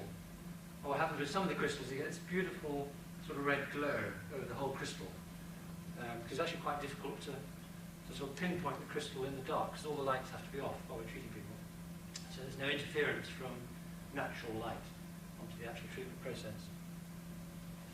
And the whole treatment itself takes about 15 minutes, 20 minutes, and almost without exception, people say that it's incredibly soothing.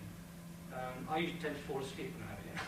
Something about the room, just lying on that particular spot, it's probably something very powerful going on there. But it's a very soothing experience. And we tend to, the consultation is probably about an hour. and there's a lot of chat, and we're trying to collect scientific data based on questionnaires, which I'll come to in a minute. That's upside down. Okay, just the patient being treated with this what's called the hyperphoton 128 diode laser on the back of their head. See the laser still sitting there. So it's completely non-invasive. You just basically lie there. Does the laser not damage the crystals in any way? Sorry? Does the laser not damage the crystals in any way? No. And they're all sort of washed afterwards, carefully, sort of I suppose, negated, or whatever happened to them. How do you choose the colour gel? At the moment, all the treatment is intuitive. So Simon, and he's the only person at the moment who can do this. I can't do it. Hopefully he could probably train you to do it at the right time. But we're still sort of learning what it is we're doing in order to establish how to train somebody else. So he is choosing 5 or 6 out of thousands of remedies. He's choosing 1, 2, or 3 crystals out of hundreds. He's choosing a colour gel out of a couple of hundred, I think we've got. And there are a lot of other variables. There's a lot of other settings on the various amplifiers and the lasers and different bits and pieces, all of which will make a difference. And so you see, one of our problems is how on earth do you repeat this? How do you replicate it? And we'll work towards that. We'll find a way of doing it. Do you yourself then work these? Yes, I can work them. But basically, Simon will tell me what settings to put them on. And he will choose, and I'll treat him. And he will, and other people can as well. Some of his other friends or whatever can say, well, just put this one on and do this and do that. But we feel actually that the treatment process itself, it's actually the practitioner that's obviously intent and all these other aspects, which are probably very important as well. Simon also, he does a bit of, he sort of keeps quiet and he said, Nichol, no, don't photograph this bit. And then he'll put sort of hands on at the end. And I know, there's powerful things going on as well with what he's doing at that point. He sort of just recently started doing that.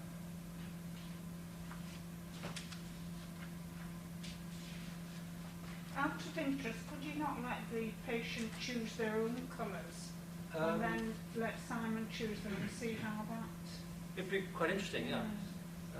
I think people who feel that it would be appropriate for them to do so, it's a good idea actually. We hadn't even thought of that. And what we have found is that people find us, and we sort of feel that it's the people who are open and ready for this type of treatment will find us. And the people who are not open to it, they ignore us. And we, there's enough people there at the moment coming through the system to, we can't really cope with many more. And I think it's right. So the sort of people would actually, by and large, probably think, I'll choose my own, or it would certainly be interesting to test it out. I think this is just the last. This is goes back to where this started, which is polarized light. And these are actually special polarizing light units, just for the room. And what that means is, we've got lots of lovely windows in the room, which are all permanently boarded up, which is a bit depressing. So what we have is nice natural daylight in the room when the lights are on. And this type of lighting, if you could sit in a meeting, and I've done this in various offices where the lighting is for 4 or 5 hours, and you feel fresh and alert at the end of that time, as opposed to an hour and a half under this sort of lighting, and you feel completely dead. Now, the end result, to show this for fun, of all this therapy I've had over the last 9 months or a year, I'm convinced has produced this. These are 2 identical twins, born 10 weeks early back in October, and doing extremely well, very healthy. A bit of a shock to my wife and I, because we had 3 children already. Thought a 4th might be quite nice, but unlikely to happen. Little did we know what was going on, and I'm convinced is a function of us just being extremely healthy, eating very well, and getting this therapy on a regular basis. So I thought I'd show them. Anyway, I missed them terribly because it's a whole day since I've seen them.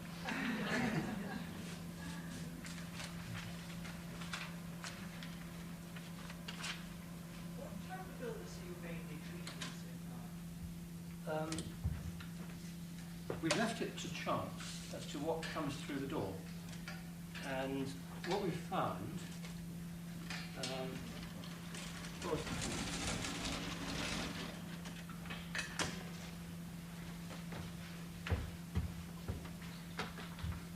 I'll come to that now, actually. Having established the building, we obviously wanted to just treat people and see what happens. And what this is for us now is very much a little research centre. So we've treated anybody who's found us. We've made contact, and I know quite a few of the local GPs, anyway, they're sort of friends, and they, having been a doctor, you're sort of still, in theory, sort of part and parcel of that system. So there is legitimacy for having been a doctor, and they think it can't be completely nuts if I'm doing what I'm doing, because they see the problems they face. So there's very little for GPs to refer people because we're not official, and therefore there's legal problems, etc. So the way we're structured, we want them to say, well, if somebody comes and says, oh, have you heard about this stuff in Benson, which is where we are, Healy something or other, is it okay, doc? And they say, yeah, it's fine, fine. Well, we know them, they're all right, And as long as they get that sort of reaction, rather than, don't touch them, they're charlatans, then that's fine. But I don't think we need, at the moment, because we can only take 6 people a day, really, so an hour each, 6 or 7 a day, 5 or 6 days a week. There's not very many people. So we don't need a big referral system. And people are finding their way to us in the right sorts of numbers. And what we found is we started treating people, we found quite a few women with hormonal imbalances and liver problems were coming, and we had tremendous results. So I thought, okay, that's interesting. We then had a lady she actually worked in the village, and she'd had crippling asthma for 25 years, and for the last 3 years hadn't been able to work. For her to walk down the garden path to sort of put the dustbin bag out, which is about from here to that camera, was a sort of half an hour recovery required. Getting upstairs, 2 hour sort of process. She came and had 3 treatments. She had a number of treatments, but after the 3 treatments, she announced she was better, sort of cured. She is now, well, after 3 treatments, she came off all medication. She was on a lot of steroids and a lot of inhalers throughout the day. She was taking her dog for a walk. She was seen scampering across some farmyard. I thought, wow, this is extraordinary. And, it's not something that conventional medicine really does very easily. Now, she's a great success story, and she's continued to do extremely well. At the time, she was smoking 30 a day. And despite smoking 30 a day, we saw that improvement. And we're now trying to sort of get her off cigarettes and generally get her to lose a little weight and throw in a bit of nutrition, etc. Had 2 or 3 other kids with asthma, and the same thing happened. So we thought, okay, maybe we should start focusing on these particular areas, because those are the ones that have sort of come our way. We then also started getting people with a lot of joint problems, osteoarthritis, sports injuries, soft tissue injuries, and again, started getting tremendous results with that. And so we thought, okay, we've got to get this on a scientific footing. If people are going to take us seriously, we've got to generate data, proper, good, scientific, objective clinical data. So that, at the moment, is our task. And we thought, well, let's do that in these areas, because that's what has emerged. By chance, there's a boxer came to see us, who had, he also is epileptic. Not surprising, a boxer. He told us that having been treated, I think we were treating him for asthma, that his epilepsy had got dramatically better. He was having far fewer prodromal episodes and far fewer fits. And again, that has been sustained. And we've had 3 or 4 other people with a similar medical history who have made dramatic progress. Now, some of the things we're seeing are things that if we were a drug company, you think, wow, major billion-dollar, absolutely, this is the drug of all time. But we can't do that. We can't say anything, really, at this stage. We've just got to go quietly collecting the data and seeing where it leads us. One of the things that's most partly because from the sort of business point of view, we have to make a living. We don't get a lot of income from it because we're basically asking for donations rather than to set some sort of price for the therapy. And I find it's quite a difficult one because if we're getting people and we can transform them, transform their quality of life, transform their whole healthcare status in a couple of hours, that has to have some value to them. It's not worth a fiver. It might not be worth 25 quid. It doesn't really matter to them because we sort of feel, well, the funds will come as and when.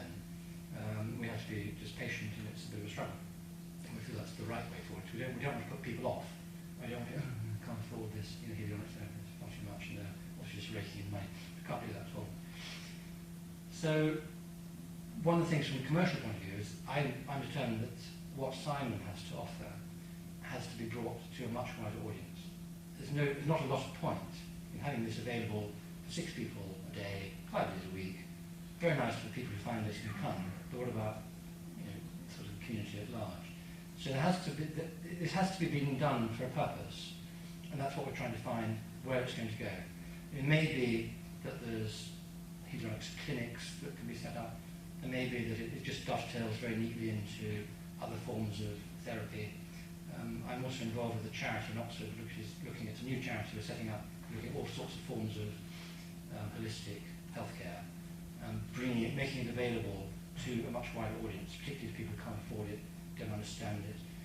People who got a bad diagnosis and know they don't want to go down the conventional route, but don't really know what the hell else to do.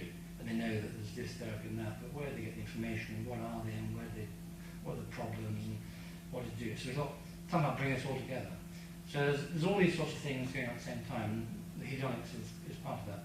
One of the things that's emerged is that this treatment of joint problems we can do with rather than the whole holistic treatment involving everything, we can do it just with light. By putting the information into light and then treating locally, we're getting some very amazing results with that. So one of the things we're looking at now is actually patenting a product, a device, to do just that. So I can't tell you too much about it because we're just at that stage. And then we say, okay, maybe that device alone could be something that we can at least get an income from to help develop the rest of it. But we also, within the patient mix, there's been various cancer patients, a complete broad spectrum, but only just a few of each, so too early to draw conclusions. Other than we haven't had anybody, I don't think yet, who hasn't benefited from it. Give you an example. I think again I was really struck by this. There's a lady of 82 who was completely crippled with pain in both her hips from osteoarthritis. She was suicidal from the pain and was on morphine from her GP, which is pretty terminal. And the GP said, well, you've had a good inning, you're 82, sort of stop moaning, because it's sort of desperation. I said, well, I can't do anything for you, so carry on taking the morphine. And that's all I got, the strongest painkillers known. Now, she's had a series of, now she's had about 5 or 6 treatments. After the second or the third, she was, instead of being like this, never being able to get up, standing up, sitting up, and she just said she was 80% better. And I thought, yeah, that's a miracle. An 82-year-old who's 80% better after half an hour of shining some lights and some clearing to sound or some remedies has to be something which people stand out and say, wow, there's something very special here. So that's where we are. I'm convinced, as Alison said at the beginning, good timing, that the future of medicine is energy medicine, vibrational medicine, which is what all this is about. And it's very much, I think, what Harry is all about. And I think it's happening quite rapidly. I hope it is. I'm playing my little bit in that. And all of you today are playing your bit in that sort of process. And I think we're all working towards the same goal. I think what's nice is these sorts of meetings, everyone tends to be very cooperative, supportive. There's no this sort of competition and hiding of this information, that data. There's no egos. And that's one of the problems, I think, with conventional medicine. It's founded on the ego of the consultants, effectively, who are ultimately being paid by the pharmaceutical industry. Although it's a bit far-fetched saying, but it's not far off true. So that's really a description of helionics and sort of how I got there and why I'm there. And hopefully I'll be there for a while yet. We've got a while, I think, 10 minutes or so before lunch is due. So I'll just throw it open. Anyone got any questions? Far away? Have you had enough? What title? Yes. Me personally? Yes. Well, I'm sort of a doctor, so I think that helps. And I still use the doctor initial. But we have to be careful. And the biggest, I think the thing we have to be most careful about is not making any claims. So we don't make any claims whatsoever. We collect data in the form of quality of life style questionnaires. There's a thing called the SF36, which is a very well validated questionnaire about your ability to carry out everyday activities like doing the housework, tying up your shoelaces, getting out of bed, walking up and downstairs, etc. And we're doing that on a sort of before, after treatment on a regular basis. And that's, to me, makes a lot more sense than trying to get involved with, your hemoglobin has gone from 8.3 to 9.6. It doesn't matter. What is it actually at the end of the day? What's the effect on your own quality of life? So Simon's basically the practitioner. I'm sort of the figurehead behind it, and also looking much more at the commercial side as to how we can keep the show on the road. So that there is a doctor, if you like, in charge of it. At the moment, that's fine. So if we were in the States, things would be different. Might not be still standing. Yeah. If we wanted to come for a treatment, yeah. First somebody to yeah. Be able to give us your... Absolutely. I've got a few brochures, little brochures, and some business cards with numbers, and so I'll leave these out and just help yourself. Yeah. You said that Simon, between you, you're looking to train some people. Yeah. Intuitive form of diagnosis. Yeah. How far have you done that? We haven't started it yet. It's going to come quite soon. And Simon, I keep saying, you sure there's no problem. He knows that he can do it. And it is people like yourselves who I think would be the right sort of people to train. I don't think we could take a doctor like myself very easily, with this rigid scientific thinking, step outside and start being really intuitive and open to all sorts of other things. But it's interesting, most of you here are female. I think that's also a trend. The male sort of left brain dominated approach, and the female bit more the right brain, intuitive, creative approach to life. But I noticed that you said that when you came across this light, yeah. it grabbed you. It did me, yes. So but I was primed. No, I've been primed. I knew that I've been knocking against the establishment ever since I started doing medicine. I just felt it's not right. I wasn't happy, which is why I drifted in and into this and out of that and been all over the place. So for me, it was like everything coming together. And so far, the people that have been drawn to you, have they brought physical ailments more than, shall we say, emotional? I know the two can't be separate. Yeah, they tend to come with physical problems. And I think what tends to start getting unravelled is the emotional background to it. And that's what Simon is very good at. Ultimately, I'm very intrigued as to where this will go, because I suspect, I'll probably get up here saying this, it'll be something to do with expanding spiritual awareness, that people find us because of the medical symptoms and get drawn into it, and then find that it's actually, this whole thing is a spiritually based program or process, rather than coming with your aspirin, you go away without aspirin or whatever. There's an awful lot more to it. Interesting at the moment, the reason Simon isn't here is he is currently in Bali, training, for a spiritual training process, he's been there since Christmas, for about 2 months, with somebody he met in November, who has transformed him. And he's telling me, he's in 20 years in Harris Heath, he'd gone an awfully long way spiritually. And in 3 days, with this new guru, if you like, he'd gone the same distance again. And so for him, everything is now becoming, the idea is that the chap is telling him, sort of guru, if you can learn to get rid of the clutter, all the stuff that your patients bring to you, then there'll be clarity. Because we're sitting here with stuff which we know that there's one amplifier. We're using about 1% of its potential. And people who are very intuitive come into the room and look around and say, that's an important thing, what's that doing? And they always point to the same piece of equipment. And, and I suspect that it's actually got 7 channels. And there'll be some sort of chakra balance as part of the system. We don't know yet. I'm hoping when someone comes back next week, a lot of this will be revealed. But I'm open to it. Sorry, you're going to say that? Yeah, do you have a relapse rate? Do you have people coming back after 6 months instead of a further treatment, or are they shifted along and something else coming back? I think what we've found is that because it's been very much trial, not sure what to expect, is that we've found in certain situations people will come have treatment and big improvement, and then tail off a bit. So okay, have another one. And then each patient is different, and we found that sometimes people will get a sustainable improvement after one treatment, some maybe 3 or 4, and they keep going. Now what I've done is actually just been treating myself on a very regular basis. Now there comes a time after about 3 or 4 weeks I need a sort of dose, because I get energized within hours of it, and it keeps me going, and I feel sort of tailing off. And I think preventatively it's going to be extremely powerful. That's one of the ways we look at it. Again, so I think no hard and fast sort of rules on that. But we haven't had anybody yet who's sort of come and said, oh, it didn't work, nothing's happened, or I've got worse. You will get the sort of the homeopathic response, often where people feel worse, maybe that night, or completely knocked out. We've had some, my sister-in-law came, and she's a midwife in Holland, who's run her own practice for about 30 years. And she's knackered, after 30 years of night duties.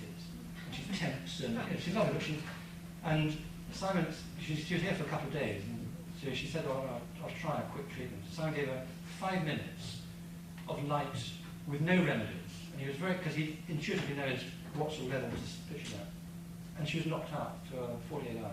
She couldn't move, completely right off. She came back again, and she came back for a week, and he gave her one treatment, and complete right off. So she's actually going to take a sort of sabbatical, come back, and give herself a few months. Because I get a lot of lip from my wife for messing up her sister. But so you can't tell. And the idea is behind this. But by what we're doing actually is combining lots of different forms of complementary therapy. So there's light, there's sound, there's crystals, there's herbs, there's homeopathy, there's flower essences, essential oils, etc. And we're to some extent combining them all together in order to give the body enough energy to transform at a sort of vibrational level. And I think one of the failings of individual therapies, there's homeopathy and things, they don't necessarily tend to work in cancer. Why not? And I think what we're saying is that the body doesn't have enough energy in order to do what has to happen. So somehow by combining it all and giving it through the light, the sound, the electromagnetic fields in the highest possible energy form is actually a major step forward. Have you specifically dealt with stress? Not specifically, but it's very high on my list because I think we could do an awful lot for stress, and particularly in a sort of corporate environment. So that's an area which is sort of high on our list of, I'm not quite sure how, excuse me, how best to tackle it. Because, again, we can't make any claims, so we can't advertise, we can't say, we can do this, so come and be treated. So we have to do it on a research basis. So if we set up some sort of protocol and find a company or some organisation that says, let's look at your top 10 managers or whatever, or middle managers, let's put them through this program, or devise a program. But I think it's not just the therapy on its own. I'm a great believer in a multi-dimensional, multidisciplinary approach. I think there's therapy, there's nutrition, there's education about lifestyle, quality of life, exercise. There's the whole emotional, spiritual, psychological element. It's all got to be wrapped up together. And I don't see this as a sort of cure-all, come in, be treated and go away, because that starts ending up being a bit mechanistic again, which we want to avoid. It's my reason for asking, because in actual fact we're discovering now the innumerable illnesses caused by stress. And we're only just beginning to discover it now, which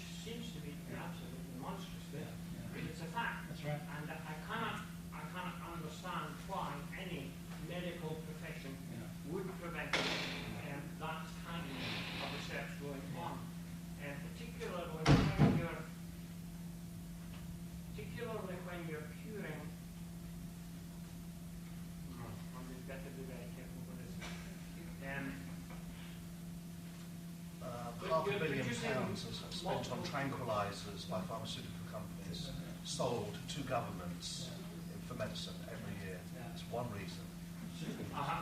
That's a very good point, but I didn't want to say it. I've got such a high profile, so I say it. We're having the head locked we can wipe it off the time. I'm like the Hydra. You wouldn't say it. It's a simple statement. I would not, even I wouldn't say that in America. Sure. Prisons. Yeah. That there's a problem with pharmaceuticals. There's also an issue that, as well as doctors working in the Newtonian model, society works on that. Yeah. And if you say that things are moved forward by people as well as science, that doctors have ever get taken along with that, you've also got to get people to look at a different view so that they seek that rather than seeking a drug approach or a Newtonian approach. Because it's not just the doctors, the scientists, and pharmaceutical companies. People are happy to take that as well. Right. They're happy with that approach. It's a cultural thing, and I think that's why, coming back to this MMR situation, I think I'm fascinated by this because I think we're sort of in a watershed. Suddenly, because we've had all this new information and there's this great movement towards alternatives, government senses that they're about never to be trusted again with our health. We've gone from 20 years ago when the man in the white coat was God.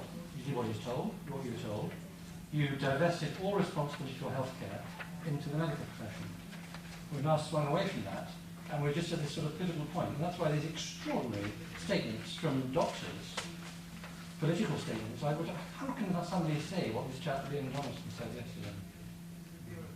Yeah. I'd like to go back a bit to stress that there is interest now in the therapist's stress in the delivery of certain treatments that can reduce stress in the therapist. And I wonder if that is an issue around this approach. I think it's a big issue, actually. I think that's why it's interesting now seeing what Simon is going through, is learning how to protect himself from exactly that. I think it's one of the problems that most therapists face because the therapist is the key person in the middle of this process. In the middle of this process. Therapist is never God. Absolutely not. They're the channel. And that's what they've got. So everything is sort of being dumped on them, going through them. And I think we have to learn ways of protecting ourselves against that. Just pursuing the point without killjoy. Because something is intuitive, because something is natural, does not necessarily imply that it's safe or effective. So with a situation where we're using natural methods, as you're showing, relying on someone's intuition, and it's non-invasive, and it's safe, but it's at the same time it's powerful, and it's a multi-bombardment of every particle of that person's being, and it's still non-invasive. It's not invasive in, no, I agree, good point, it's not invasive in conventional terms, so sticking needles in it. That's probably significantly more invasive than anything else. But fortunately, we're still at the stage where, because these things don't exist, homeopathy doesn't work, acupuncture meridians don't really exist, therefore we're not doing anything to the patient, so we can get away with it. We can get away with our research, because we're not doing anything. Shining a light, well, there's nothing there, so carry on shining a light. Bit of colour, sure, what's that going to do to you? Nothing. More powerful, more invasive. Absolutely, but we don't advertise that. These energies have been used purely in someone's intuition. The intuition, I think, for me, I see is that we're able to leapfrog. We get around the fact that science doesn't exist. There isn't science there to support what we're trying to do, and then we work backwards. But we have to be extremely responsible and extremely careful. And we know we're dealing with very powerful forces. Simon knows that only too well. So every patient he sees, he's relying on the same intuition, there's actually guidance, divine guidance rather than intuition. Tells him, like my syndrome, I'm not giving any remedies, I'm not giving any colour, I'm not giving any this, I'm just going to give her some really very calm, mild light, and that'll see what happens. And he knows what to do. And I'm very happy with that process. At the moment, we haven't had any problems. We are, we're very aware that we have to be extremely careful. Can I just say something, Nichol? Later this afternoon, so you'll actually see me bombard volunteers with crystal energies and electromagnetic fields, which will permeate every particle of their being. But it's 100 times less powerful, maybe hundreds of times less powerful, than what people do when they answer their mobile phone.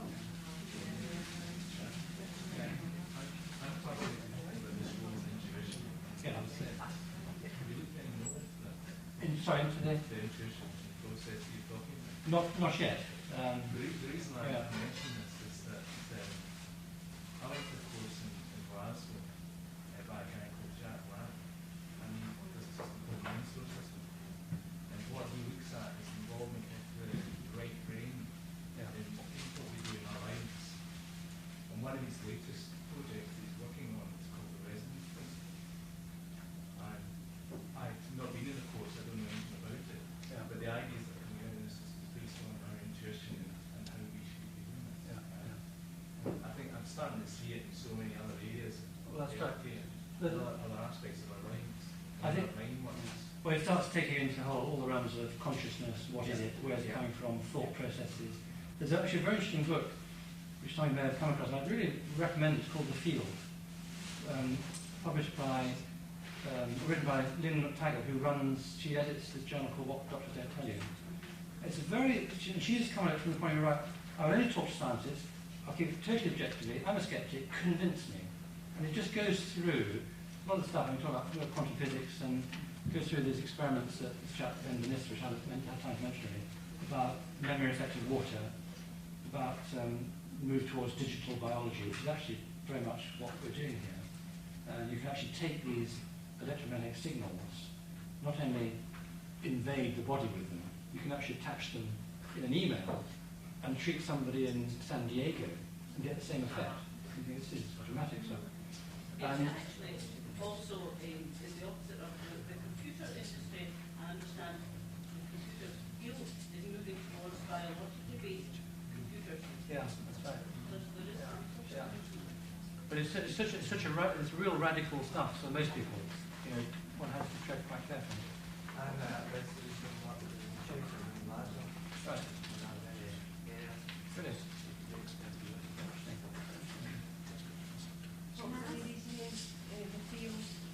Lynn McTaggart. It's just come out. I think it's a HarperCollins book.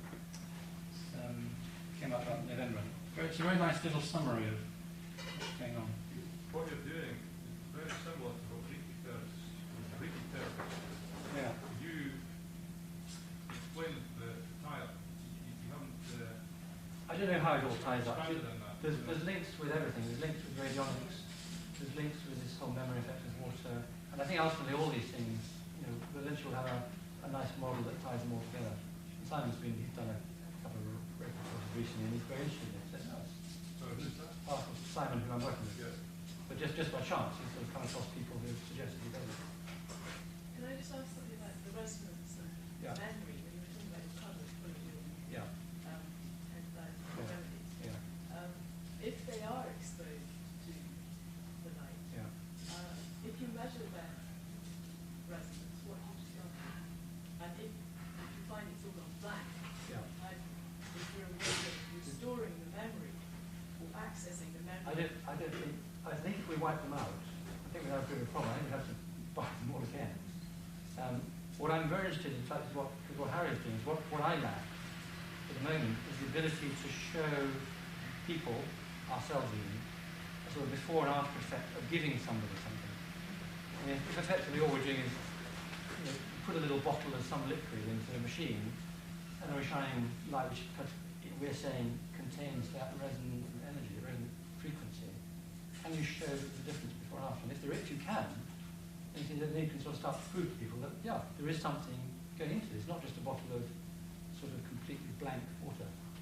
How do you access the memory Of anything? This is any of these, like crystals or water? How do you access the resonant frequency? Or how do you mean? Yes, the resonance that is the memory. The technology picks up the resonance. By an interface of some kind. Yeah.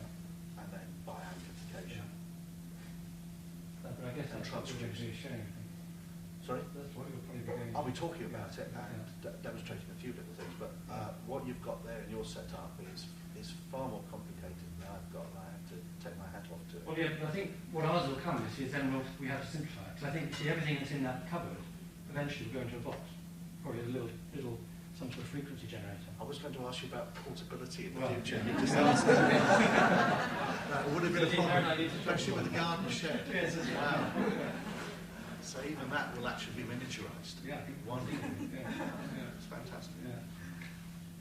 Have you ever treated anyone suffering from diabetes at all? Because it is on the increasing partly stress. I can't be recall. I think there's one or two people we have, but yeah, it's too early to say. I think people like it. I think all these energetic approaches have a major part to play in diabetes. Really major part. Did you do the autistic children? No, not yet. Right, but interestingly, that again, I'm convinced there's a huge area there because in part of these sort of meetings, I've come across a lady in the States called Mary Bollis, who has done some extraordinary work. She actually had a son with learning disabilities, and devised basically it's a tilting table which moves through 360 degrees, and she's treating kids with severe autism on this table with light, sound, and movement. And she had one kid recently, a sort of 5-year-old severe autistic child, who within a year is attending normal school with no suggestion that the child was ever autistic. And hyperactivity syndrome is all to do with brainstem, the integration of the processing in the brain. And so I think again this sort of approach is going to have, it could be very beneficial. Nichol, I'd just like to say that be quiet. I do have, no, not yet, but nearly.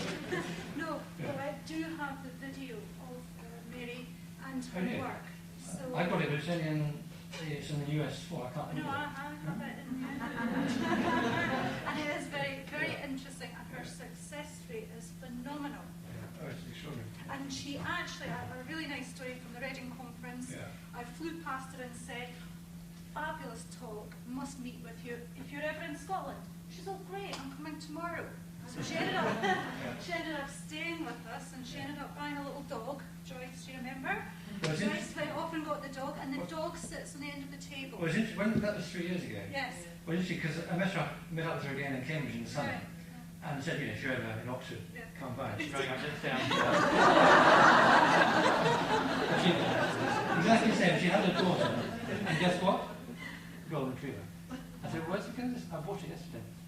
The other one, she needs 2 golden retrievers. And she said, these golden retrievers sit on the table. She said, they're just like sponges. They're just, you think everything that all these kids have, so just, retriever just sits there and just absorbs it all. Fantastic. So did she transport another one back? Another one's going back. Yes, because we had a huge, didn't we, Joyce? Huge drama. How do you get, how do you find a Labrador, golden retriever in sort of one day? How do you get all the documentation in sort of 12 hours? Well, she's dab-handed. She's dab-handed, and she ended up calling him Baxter, didn't she, after our soup.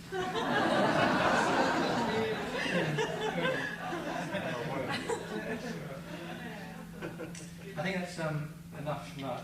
There's lots of opportunities also the rest of the day to have a chat to people. So do you want to... I just wanted to, there's a quote that I sometimes use to my colleagues when they're worried about getting a bit too fringy. And I remind them that all progress is achieved by reasonable people. Yes.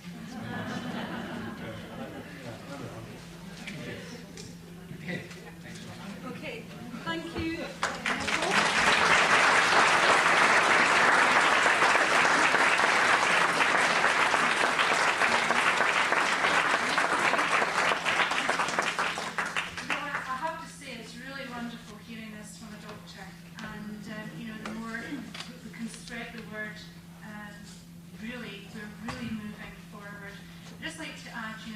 Things from what I picked up. One is about the invisible universe, and this is Harry's work, and he really is going to show you this invisible universe. It's there, it exists, and it's phenomenal. And just one footnote when we were talking about, when Nichol was talking about doctors and health, for me, when I did and was diagnosed with cancer, it was, this is the treatment that you need. Chemotherapy, your ovaries out, blah, blah. intuitively, I didn't want that, and I didn't know who to turn to, I didn't know where to go. And as I say, thank God for Dr. Muriel Mackay, intern who introduced me to Harry, and I had already made up my own mind about what treatment I would take. Harry scanned me 2 minutes. This is what you've got, this is how it is, this is what they've offered you, this is what I suggest you do. And I said, Harry, you've saved my life, because that was the decision I made. But my doctor said to me, if you want to die, it's up to you, it's your life anyway. We can only tell you what treatment you need. So I had to take on somebody who I knew the type of cancer I had, knew the type of treatment I should have, who was telling me if I did not have chemotherapy and my ovaries out, apart from radiotherapy, etc., etc., that I would die. So it was a very difficult, and I don't know how many people who are going through or who have gone through illness of whatever kind who have been faced with that. So for me, it's complementary therapy, complements the medical, we can work together. And I just felt very strongly that, you know, when I did meet Harry, in a way it was a life saviour. I had something then to work from. I went on to nutrition, and in a way, when I was in the hospital, and I could not believe how many people were there with cancer, you know, and the fear that is attached to it. It is almost, and I know because I speak with a professor of oncology who's a friend of mine, his words, it's out of control, we need something else. So there are people out there who do want to listen to us, and we do not know, I know scientists from all over the world came to these conferences, we do not know enough about light, full stop. But there are people like Nichol, like Harry, who are pioneers who are really taking it forward to say, what is light? And we know without the sun's rays, there would be no life as we know it. I'll leave you with that, lunch is here. Thanks.